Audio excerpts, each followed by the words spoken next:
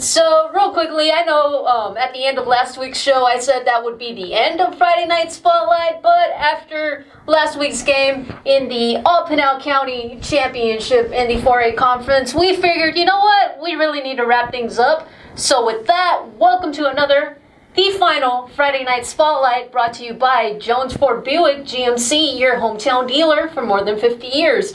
As I mentioned at the beginning, we are going to recap what happened in this just incredibly exciting, intense state championship between the top two seeds, Pinal County's very own number 1, Poston Butte, and number 2, Casa Grande Union. As you guys know, CG Union came out on top, 33-28, but David, let's get into this game and what happened. Yeah, really, this was an incredible game played by both teams, and honestly, it could have gone either way or finished either way. These two teams were very evenly matched and had pretty decently similar styles between them two, with Drew Dalmacio being a running quarterback for Poston Butte, but also can throw it as well, and Angel Flores being both a great thrower and a great runner for Casa Grande. So this game really could have ended up the complete opposite, but it really was just a mixing of styles as well, but also they were going back and forth the entire game.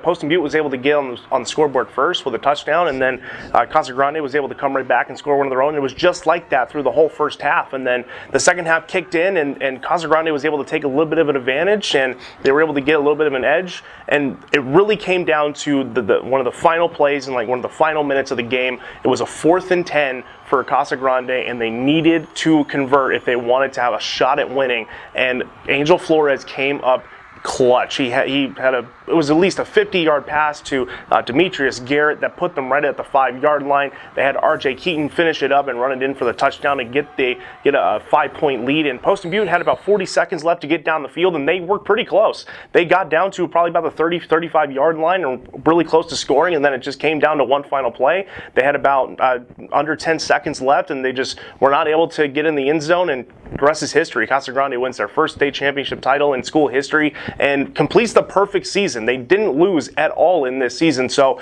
it was an incredible game played by two incredible teams, two incredible programs. Dane Thompson for Poston Butte has done an incredible job there, and Jake Barrow finally completes his mission ever since coming to Casa Grande and winning that state title with Angel Flores, the NAU commit, and it was just an amazing game played by both teams, and honestly, it will go down in history as one of the best high school games that we've seen in 4A.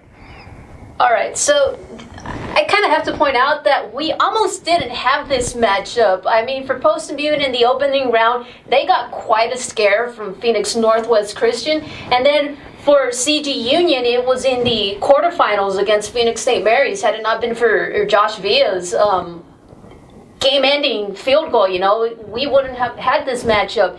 And kind of thinking back on those two games, I felt like those final moments were kind of turning into a deja vu for both teams. After CG Union scored on Flores' pass to Garrett, which set up R.J. Keaton, it was Poston Butte's turn, and the clock was against them, and I thought, okay, you know what, they're going to pull this off again like they did against Phoenix Christian, where they just marched down the field and got that final game-winning score from Keith Gray. And then on CG Union's side, like David mentioned, Poston Butte's final play was a pass from Dalmacio to Connor Lopez, but Lopez was covered in the end zone by 3 Cougars in Andon Diaz, Kevin White Jr., and DeAndre Kelly. Time ran out. Lopez didn't have the ball. But then some flags came in, and I thought, okay, you know what? This is going to go opposite of how it was for Union in that St. Mary's game, where St. Mary's was the one called for the penalties, which allowed Villa to make the field goal. However, the penalty was called against Poston Butte, and as David mentioned, the rest is history. David, just looking back on this whole football season as a whole, what kind of surprised you this year?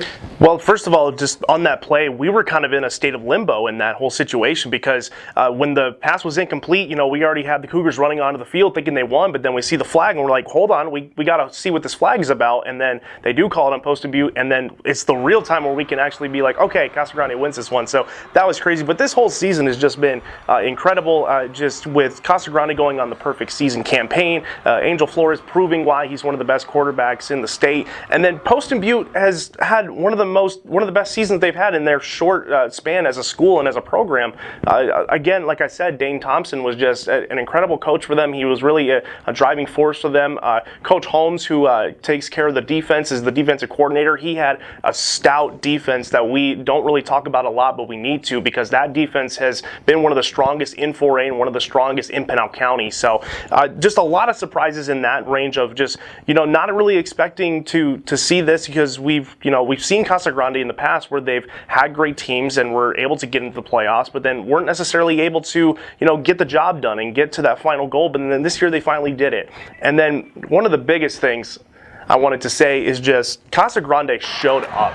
They showed up in droves for this game. They basically filled their entire section at Sun Devil Stadium, and it was so cool to see. It felt like a big college football atmosphere, and even an NFL atmosphere where everyone was just cheering, going crazy on the Casa Grande side. So thank you to everyone in Casa Grande for supporting them and just showing them out. And it really felt like this was Casa Grande's championship, with everyone being there to support. They supported them on their way to Tempe. They were parked on the side of the roads for when the bus was heading out, and just the whole city came together for this championship. And congratulations to the Cougars on an incredible season and an incredible run. It was a great season to watch the Cougars finally cement their legacy as one of the best 4A programs that we have.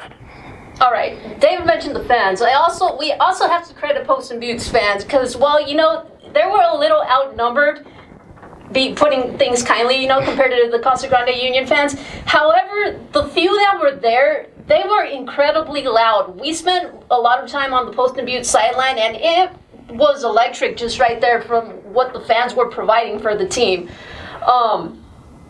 Overall, congratulations to Casa Grande Union on winning the state championship, and also congratulations to Poston Butte on a fantastic season, as well as our other two playoff teams who did make it, just didn't have that deep of a run, like Apache Junction and Sequoia Pathway in 2A, and just kind of wrapping things up as a whole.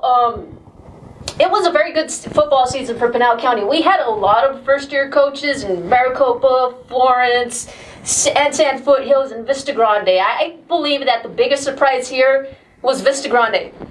Given, the past couple of years and how they've struggled, they've gone winless a couple of seasons, and for Coach John Roberts to come in and to do what he did with this first year for the Spartans, that speaks volumes of what he's laying down and what we can expect from the Spartans in, the next couple of years. David, is there anything else you want to add about the whole football season? Yeah, a couple other surprises that we want to talk about is obviously Santa Cruz. Santa Cruz came into this season as the reigning 2A state champs. They bring in their new coach, James Fitzgerald, and they end up going 500-5-5. They had a lot of injuries on their team. They were on the brink of possibly winning their division and getting that, division stint and position into the playoffs, but they just were not able to get it done.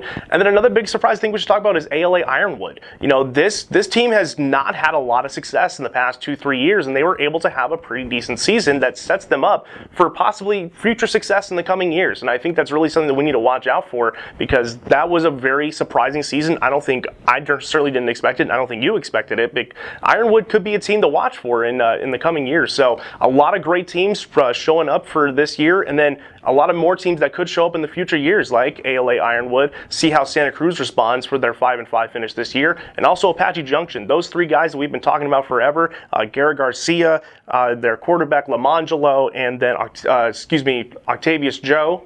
Octavius Joe's Poston Butte, right? Yes. Isaiah Savoy. Thank you, Isaiah Savoy. Yeah, those three guys are all coming back this year. They're all coming back for their senior years, and then for Savoy specifically, he'll be his junior year. So these guys are still loaded and still have a great chance to prove even more. So I can't wait for next season. We got a little bit of a wait to get there, but it's going to be a fun time to see what happens, and we'll get back to it when football's back to us. All right, and that does it for Friday Night Spotlight. We hope you guys have enjoyed this journey as much as we have. Real quickly, we will be taking a 2-week break from our sports show, but as soon as January begins, we will make the transition over to winter sports. And be sure to come back and check out Pinal Prep Spotlight, where we tackle winter sports and everything going on.